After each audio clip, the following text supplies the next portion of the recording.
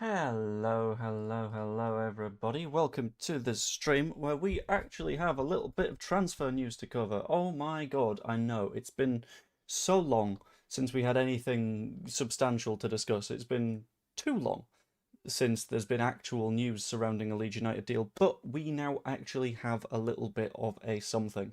And that is the fact that Leeds United, if I show off this monitor, are now very much continuing to be linked with Bilal El Khannouss. Now, admittedly, me saying continuing to be linked isn't exactly screaming there is something happening right now, but very big signs that something will be happening in the coming days. So specifically, this came from Sasha Tavalieri, who, when I've been talking through this deal for a while now, because let's be honest, this is one of those deals that has been going on for a little bit of a while now. The conversation has mainly focused around the fact that El Khannouss's agent / whoever he's working with, his management, have basically been releasing a bunch of information to the right kind of journalists to try and get a bit of excitement going, to get people interested, to get people going. And this seems to be what has happened again, because it's come out of the same agent, the same source, everything. But to me, that says that there's a little something behind it. Specifically, El Khannouss is stating that playing in European competitions is not going to be a decisive factor in this move, which is very big. Currently, Leeds United are looking at the alternatives for the El Khannouss move, and they are seeing that there is something potentially coming from Crystal Palace, who have European football now. Specifically, I think they got dropped to the Conference League off the top of my head, but I can't quite remember. And there is also RB Leipzig. RB Leipzig, who are very consistently in the Champions League, in the Europa League, at least a part of all of these conversations, which is a pretty big threat to us if we're looking at it like, well, we can only offer Premier League football. But if European competition is not the decisive factor, then we have a very big say in what is going to come up. The next bit is the most exciting bit, in my opinion, stating that Leeds United have scheduled a meeting with the player in the coming days. Now, we'd heard that there was a little bit of contact between Leeds and the player's side in the past. This was at least to get a sort of idea of, well, would he be interested in making a move? The fact that that story came out in the slightest tells me that there is interest. But for us to go in again tells us that we feel like we have a very strong chance. And for us to go in for a further meeting also says, well, there's a very good chance that what we do here is secure a move in this meeting. It'll be a meeting of, okay, so this is what the wage would look like. This is what your rough position in the squad would be.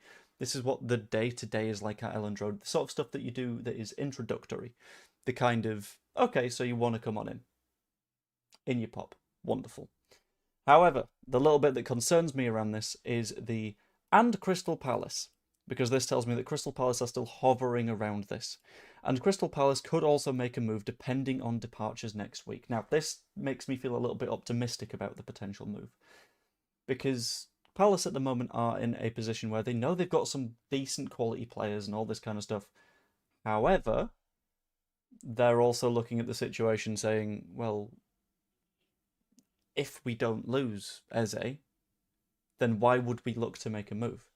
Because they don't need to. Because they're in a position where they can just sit and wait, and if Eze doesn't leave, fantastic.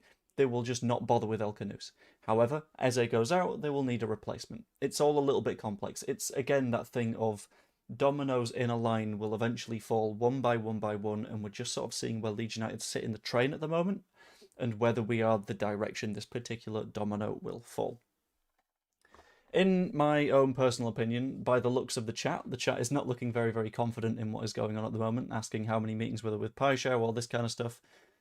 The issue that we are currently bouncing up against is the fact that in terms of prospects, in terms of clubs that you would be looking at and thinking, I might go here, I might go here, I might go here, Leeds United aren't going to be at the top of the list, and we need to acknowledge this. We need to acknowledge that in terms of clubs where Bilal El Khannouss could end up, Palace is a nicer prospect. Leipzig is a nicer prospect.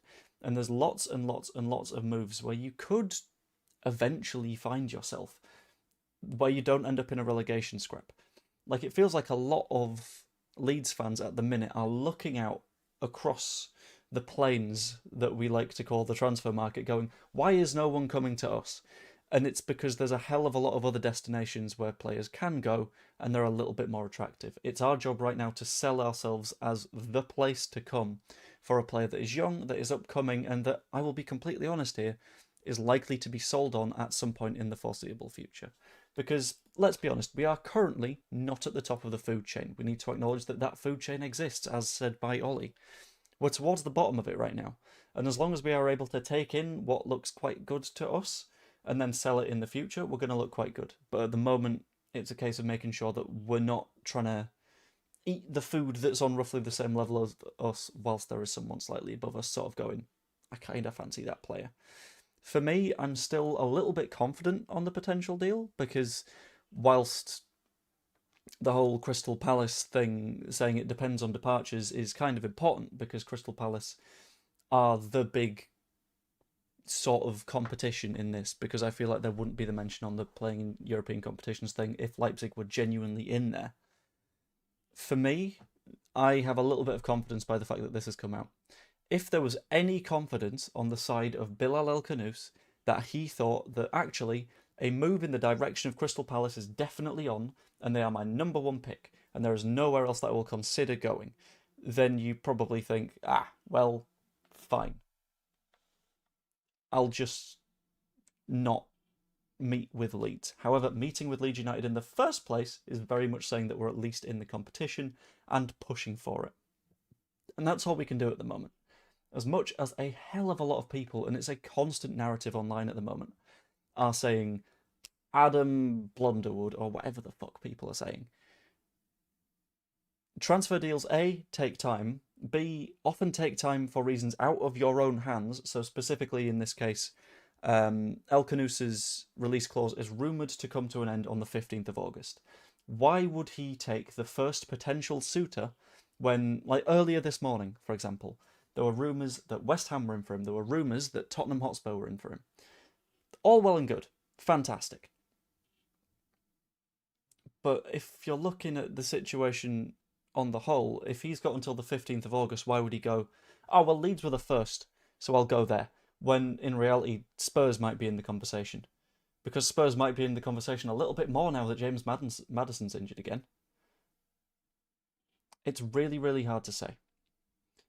And I think we are in a fairly strong position for getting this one done, and I'm not mad at it in the slightest. To just counter what Stephen has said here, surely Sunderland are relegation contenders but seem to be okay at recruiting players.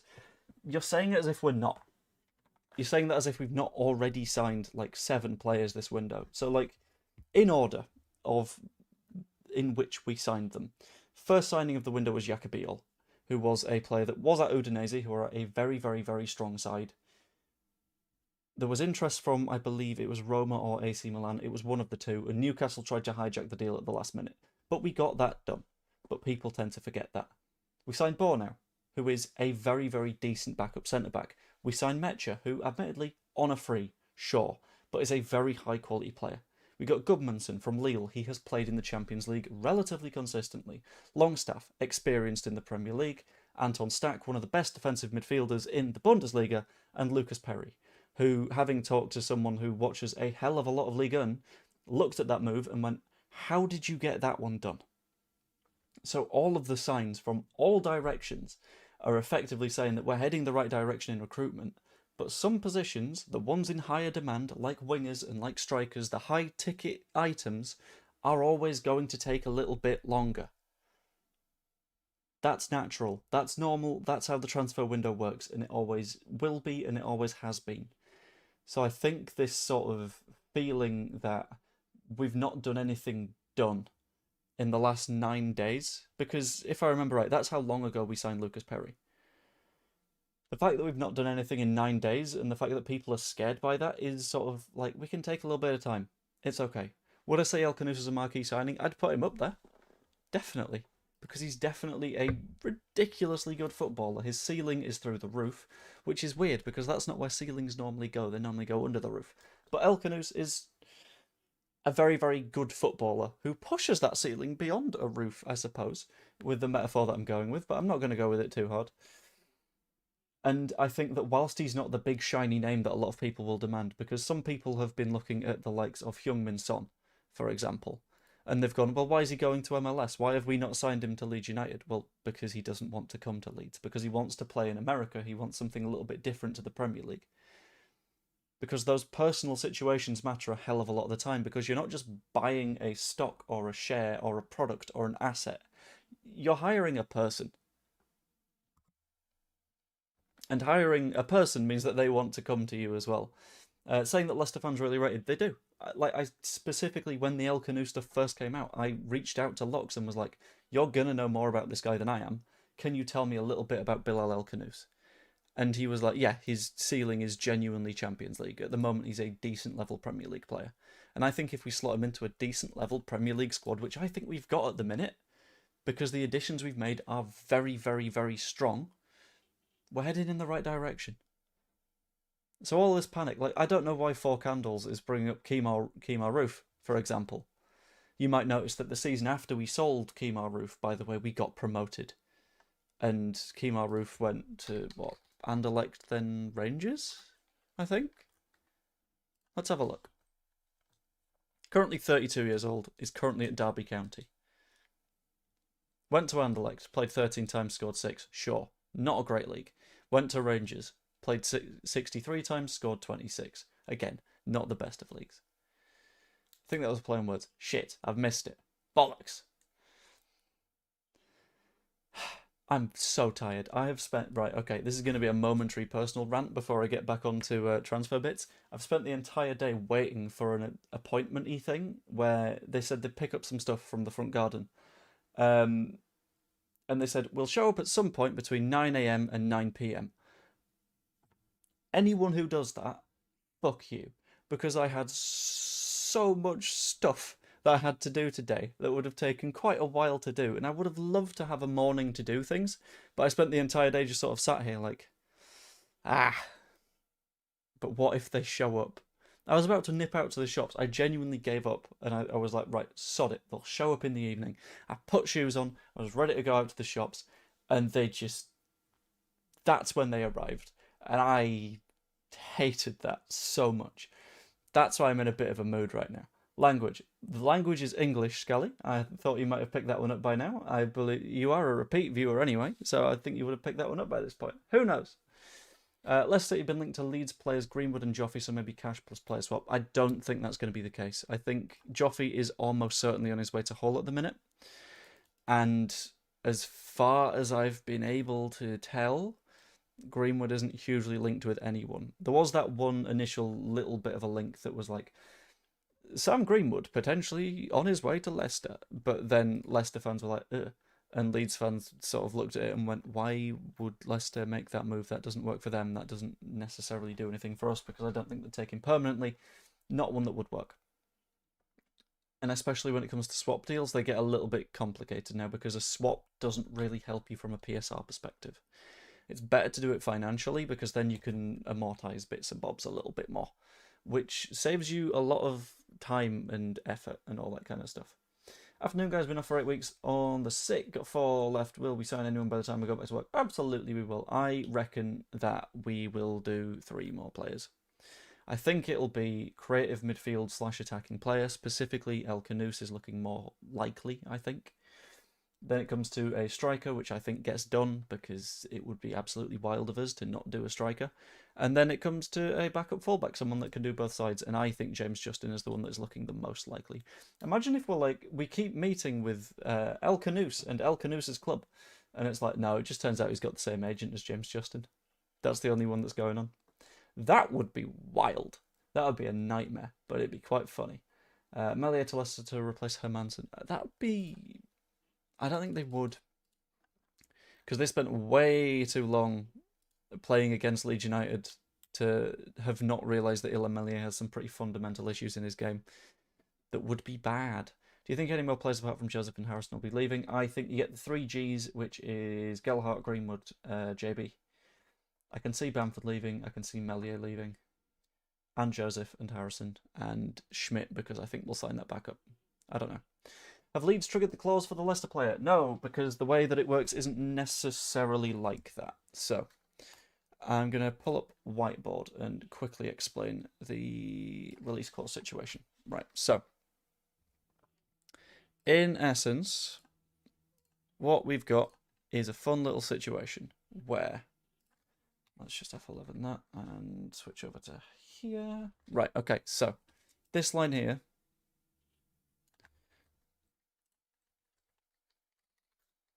is the 15th of August.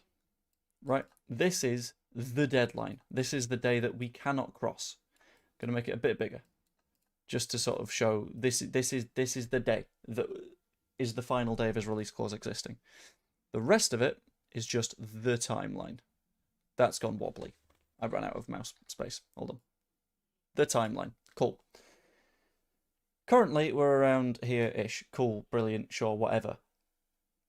When people are saying that we need to just pay his release clause and get it done, all that does is, if we were to give Leicester the money at this point here, A, we've kind of wasted, we'll say this is the 6th, because that's today. We've wasted the 9 days in which we don't need to have necessarily done that, but also, if we've just paid Leicester the money, then you've got Bilal El Khannouss, who is, I'm going to do him as a cloud, because at that point, he's floating. He can do whatever he fancies, because at this stage, Leeds, that's gone well, hasn't it? Have not got a contract with him. All Leeds United have done at this stage is they've said, okay, so Leicester... Why didn't I do this with text? I don't know. Leicester, you did have a contract. However, we took our release clause flavoured scissors to that contract. Thank you for subscribing, by the way, Golden Phoenix. And now you don't have a contract either. However, whilst this does effectively take Leicester out of the picture, because Leicester's contract with them is gone, we don't have a contract yet either. So instead, and I am going to go with text this time because it's a little bit easier, there is nothing stopping Crystal Palace, for example, from going, well, actually, we'll just make a deal with you. And all we've done is pay the release clause on behalf of Crystal Palace. All we've done is void that contract, which feels completely pointless. The way round that you need to do it is, rather than paying here, is pay at some point later, once you have terms agreed. Once you have a contract with Bilal El Khannouss, say we have this meeting on the 8th. Why not? We'll have it on Friday. Brilliant. We've got that done now. We know that he wants to come to us and nowhere else, and that is effectively sorted out. Fantastic. Then you can pay the release clause. But paying the release clause at any point before you have an agreement sorted with him is financial suicide. Because all you are doing is you are putting other clubs in a similar position of power to you, whilst removing their need to pay any form of like fee for the player. You're making everything so much easier for everyone else, whilst not removing any of the actual barriers for you. You are taking on all of the risk in that situation. So instead, best thing to do, sort out an agreement with El Khannouss, go from there. Once you've got that agreement, then you can start paying fees and talking about, okay, what account are we putting the release clause into? Until that stage, that is a bad idea. And we are doing things the right way at the moment. We are well, it's not the legal way, strictly. Although I feel like we've had a little bit of a mention that we've had a linky link with Leicester, so we might have been given permission to approach him. I don't know. But it feels quite a bit like things are heading in a direction that works. And we're doing things the right way by going, right, okay, let's make sure the player actually wants to come, and then we'll do the financial stuff, because otherwise it would just be a problem. Okay, the club wants to be patient in the transfer market, but that can be like going to a buffet, waiting for others to help themselves, then finding meagre pickings. But it's not meagre pickings, that's the issue. And it's not a case of just waiting. Because if it was a case of just waiting, we wouldn't have been in for Igor Paixão. We're like the 5th or 6th highest spenders in the league at the moment. We're up there. So the people that are saying, well, we're just taking forever, not particularly. We prioritised the positions. We went, okay, we'll do the back lines first, and then we'll work our way forward. So we did. I've got it in order here.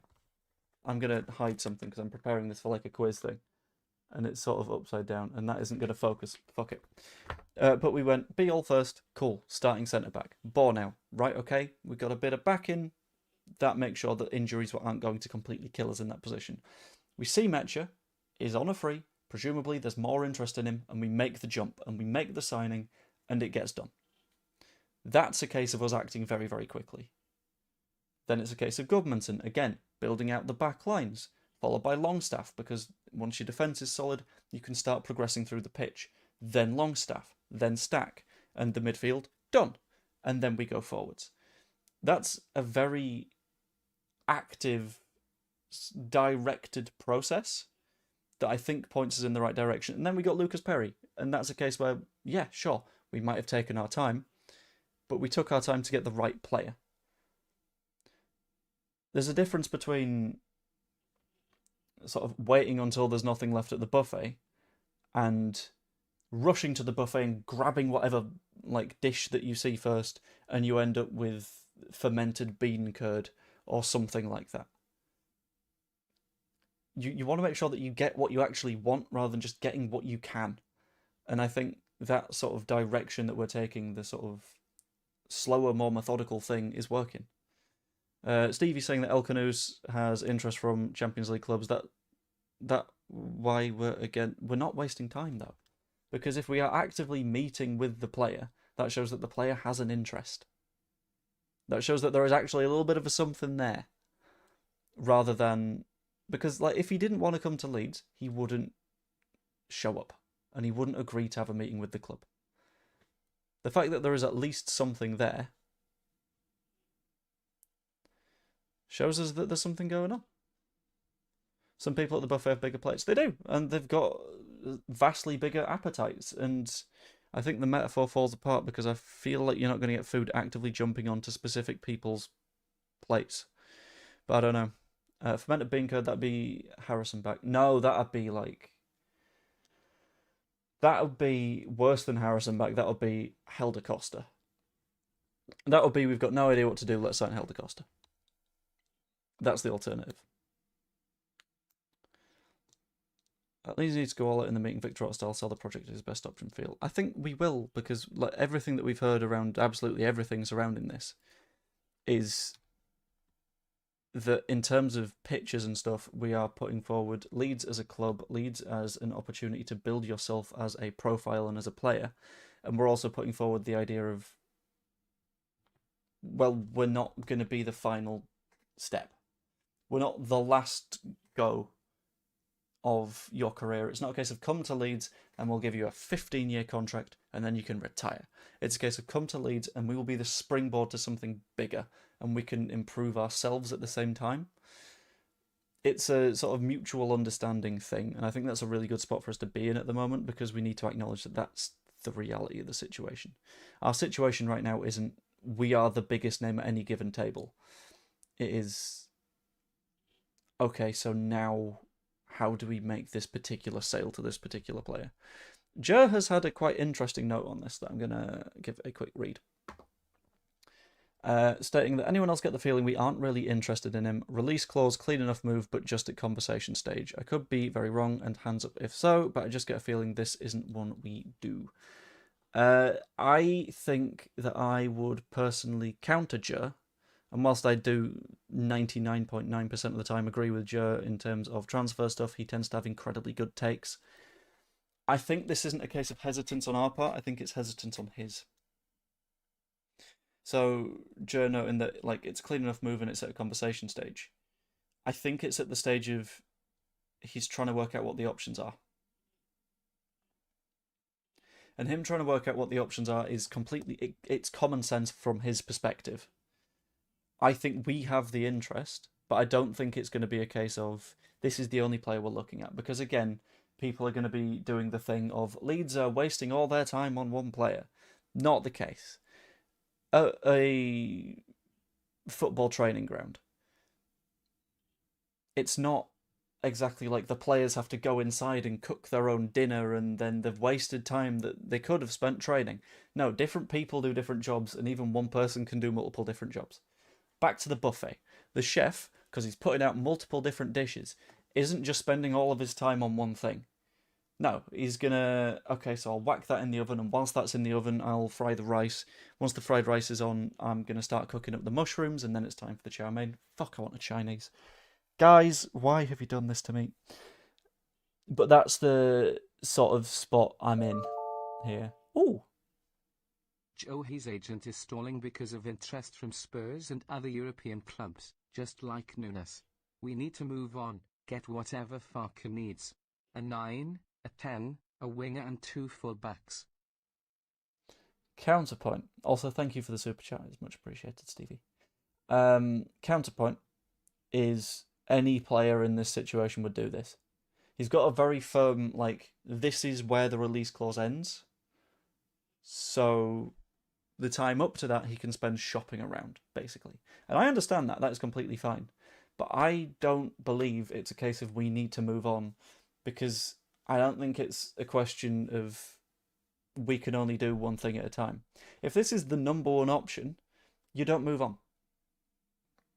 Instead, you say, okay, so we'll keep that one going, but we'll have conversations with the next one, and then the next one, and the next one. It's not a case of you can only do one thing at a time. You can take your time. And then if you get that specific target, fantastic. If you don't get that specific target, there will be another one. We brought in Largy, Tanaka, Solomon all in the last week of the window last year. Oh, my quiz question might be wrong. No, I don't think it is. I think it's fine. But yeah, like moves happen at the end of a window. As much as it might like scare some people, we do need to acknowledge that like we can still sign players up until the 1st of September. Just because anyone can sign players up until the 1st of September. And it might be a little bit stressful and it might be a little bit spooky, and I've just realised I am on the wrong screen. There we go. It might be on the stressful, spooky side. But it's fine. It's not the biggest of concerns, and a lot of people will simultaneously point to the Everton doing Dewsbury Hall on a 5-year contract for 30 million quid. Sure, great. But if he's not one of our key targets, then we're not going to go for that move. People will say, we've missed out on Dewsbury Hall now. If we didn't want Dewsbury Hall, then we're not going to go for him. Like, I think the difference between an El Khannouss and another player is El Khannouss, we have an understanding that he is more of an 8 than a pure 10. He can do 8, he can do 10, he can play out on the left from time to time. These are all things that are understood. The sort of weird concern bit that a lot of people feel like they have is, okay, but is that what we want? And I think as long as we're in for him, that's sort of evidence in and of itself that that is what we're trying to do. Like, Dewsbury Hall is a pure number 10, in my opinion. And he also plays out on the flank. That doesn't mean that that's the move that we want to make, though. Like, Dewsbury Hall, he can play out there all he likes. But if he doesn't fit the profile of player that we're after, we've not missed out on him. It's like Lee says, we've also missed out on Florian Wirtz. Yeah, there's a hell of a lot of players that you can have missed out on, but unless you're fully invested in them, it's a bit of a weird one. One thing that's important for us, we have 0 loan players, we're allowed 6. I don't think we are allowed 6. I know we're allowed 2 from Premier League sides. I thought it was 5. Hold on. Loans allowed in Premier League.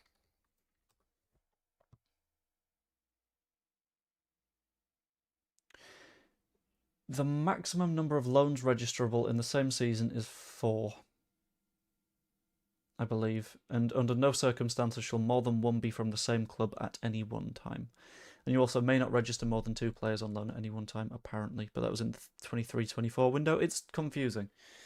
It might be a case of between Premier League clubs, but the rules have changed a bit, and it makes it very confusing, and I don't understand them.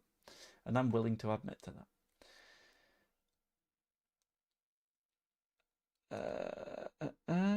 Yeah, Joe, many fans on here think recruitment should think like them, and they don't. I mean, it's even if we're like, okay, so this is the recruitment that we need to do, and you agree on positions, you might disagree on the specifics of what we need for those positions. Any new news? I will re-find the new news. It's hiding from me again. There we go. I will get the sort of double of Jer's tweet and the Tavolieri tweet.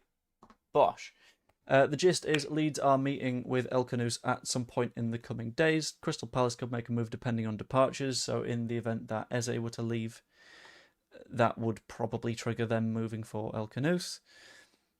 But us having a meeting with him, in my opinion, means that we are at least pointed in the right direction and we are of interest to him. And then Jer is of the opinion that we aren't really interested in him. I think it's potentially the other way around. He's shopping around for a potential move to see what he can get. So if he can get European football, that'd be a nice addition. But he's just sort of saying it's not a deal breaker because playing European competitions is not a decisive factor. So it'd be a little sprinkle on the top, but it's not the be-all and end-all of will we sign El Khannouss. I am still firmly of the opinion that we are interested. If I'm wrong, I'm wrong. That's fine. But that's the sort of vibe I'm getting. I'm getting positive feelings, but if we're wrong, then it's fine. We will sign someone in the end. And if we don't, I'll look a bit silly, and I will admit to that. But I would rather stick to my guns than say what I don't think is true, because I feel like that doesn't benefit anybody in particular. There's no point at which you will see me doing rage baity streams just because I feel like that'll do more engagement or anything stupid like that. I'm going to stick with what I actually think. And what I actually think at the moment is that El Khannouss is one that has a decent chance of getting done. Right, where are we?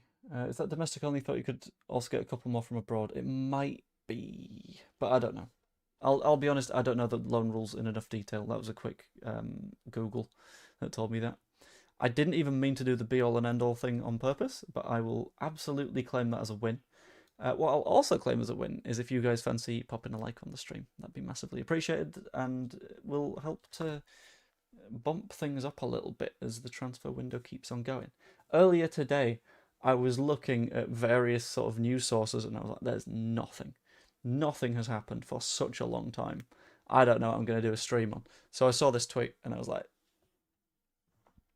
has to be done. Has to be done. Because it's a point of discussion. Is Khannouss good enough? Is he the man we are looking for? I don't think so. I think he is. Because I think he's admittedly not a pure 10, but he's a very, very creative footballer. He's got a lot of decent quality to him. And I think he's the sort of player that if you immediately dismiss offhand because he's been relegated, you're making a mistake. And we tend to do that quite a lot as Leeds fans. We will tend to look at players and go, yeah, well, you went down one time, therefore I don't think you're good enough. You need to look more realistically at what their roles are within the team, whether they were responsible for the team going down, and then build from that point. But I think given his age being on the young side, given his talent at the moment, and given what his ceiling is widely reported to be, I think El Khannouss is a good enough player. Players from abroad are also extra, aren't they? Maybe. Watched the charity game and boy oh boy, the weather was awfully degree. Thank you, Stevie. El Khannouss can add to the team, and that's the prime focus, isn't it? I think so. If we are playing a 4-3-3, then El Khannouss makes complete sense. Because he fits in a 4-3-3 if he plays as an 8. He also works in a 4-2-3-1 if he plays as a 10. I don't mind that. Leeds transfer activity is like an iceberg, 75% on the go. I'd say it's more than 75%. I'd say there's a lot of stuff that we don't get informed about. But people, understandably, because that's all that they know happens, will react to the stuff that they know about. And if that is not much, then it gets a little bit scary and people sort of react unpredictably and feel like Leeds are maybe making steps in the wrong direction. But I think we're going in the right one at this point. I'd take Grealish on loan any day. If Everton get him, that's a big signing for them, especially on loan. It is, but also he's not done a ton recently. And that I think he fell into what I'm going to call the Calvin Phillips vortex. Of he went to City and he looked good for a bit, and then things went in the wrong direction. Because when you're not one of Guardiola's favourites and you're not part of the rotation, that's going to be a problem for you. That's my general feeling on it. If he's on our radar, we should move before our competitors have the funds from their own sales. Again, this is us making the move. The move at the moment is we're having a meeting with the player and saying, look, we really want you to come here and we're willing to pay the release clause. Until he makes a decision, we are not going to be giving them the money for the release clause, because that would be, frankly, madness. To just sort of go out there and be like, actually, yeah, Leicester, we don't have an agreement with the player yet, but we do have £24 million. So he's not under contract there anymore. And that's where Crystal Palace sneak in, like, I guess you're a free agent, so come on in. I don't know. Hard to say. Have we actually had an update? Yes, it was from Sasha Tavolieri, who I'm 99% sure hasn't in with the agents of Bilal El Khannouss, which means that, again, this is all the sort of controlled narrative coming out of one of the sides. Everything in a transfer market is and will be. There's no sort of firm, this is concrete news and no one has an agenda, because everyone in the transfer market wants to better their own position. Leeds will release news when Leeds will benefit from releasing news. Leicester will do the same. That's why when the release clause came out, it came out from the agent, because he was trying to benefit his own position rather than Leicester's. And Leicester's position doesn't improve by saying there is a set price for our player and it's less than you would expect it to be. That's why none of the local media for Leicester have been reporting it, because at the end of the day, the club isn't going to admit to it. And it would cause a problem. The reason people are reacting nervously is because over a short space of time we signed 7 players, even 9 with 21s now. They want the same quick movement. I don't think it's a not understanding how it works. I think it's getting used to the previous pace. And then when that pace slows down, because that pace is naturally going to slow down, because that's what happens, it's fine. I don't know. But anyway, I'm going to bring the stream to a close in a moment. If anyone's got any questions or anything, chuck them in the chat. You got another couple of minutes before I close things out. But yeah. Also, thank you, Kershaw. Yeah, if you haven't popped a like on the stream yet, please do so, because it's currently hovering at 85, which is irritatingly close to 100. And that'd be absolutely wonderful. And also, if you haven't yet subscribed, please do so. It's one button down here, and it massively helps the channel. It makes sure that things keep pointing in the right direction, and I'm able to do this more consistently. Because, I'll be honest, today I was in that spot of, oh, it's really hard to make content when nothing happens. Hence, planning a completely new quiz. So yeah, it's these times where I'm like, I'm glad I don't do this full time, because there's little to talk about at the moment. But that's fine, because there will be stuff to talk about very, very, very shortly. Grealish is on 400 grand a week. You're ready if you think we can sign him. That's why we're not. That's why he's off to Everton. Thank you, CJ. I appreciate that. Is there any random player you think we could get now that we're not linked to?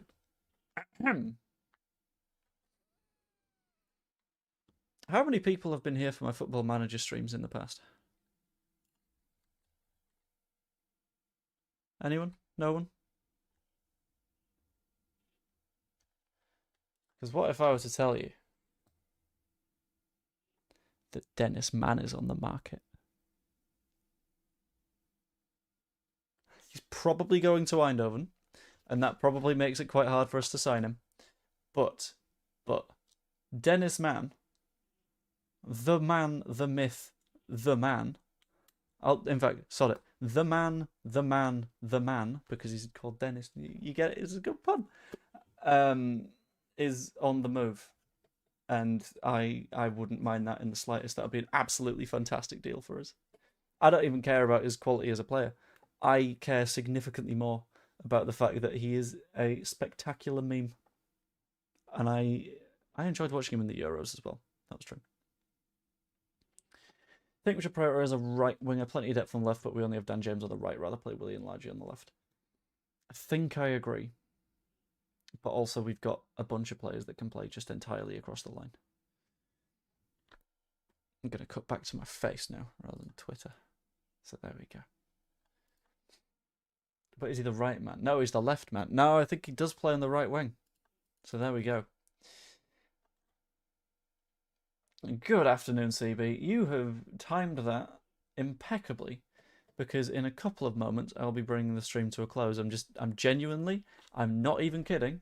I'm waiting for the like number to hit 100 and then I will be going because I've got some bits and bobs to do today, including eating because I haven't gotten round to that yet. Because the fun thing about ADHD medication, right, is it really helps you to it helps you to focus on stuff and it helps you to be way more productive. The big problem, that just jumped from 96 to 100. Thank you guys. The big problem is that it's an appetite suppressant. So a lot of the time, you legitimately just forget that you've not eaten. You don't notice until you feel like physically really weak. And that's where I'm at right now. So the moment I bring this stream to a close, I am going to chuck some peri peri wings from last night, currently in the fridge, into my face. So I'm going to bring the stream to a close there so I can get chomping. If you enjoyed the stream, please pop a like on it. That's always massively appreciated. Subscribe if you haven't yet. And you can even be a channel member. That's absolutely wonderful. And it helps to keep things chugging along a little bit. It's $2.99 a month. And you get a bunch of videos and stuff early. And it's nice. If someone told me that sooner, I'd have been medicated ages ago.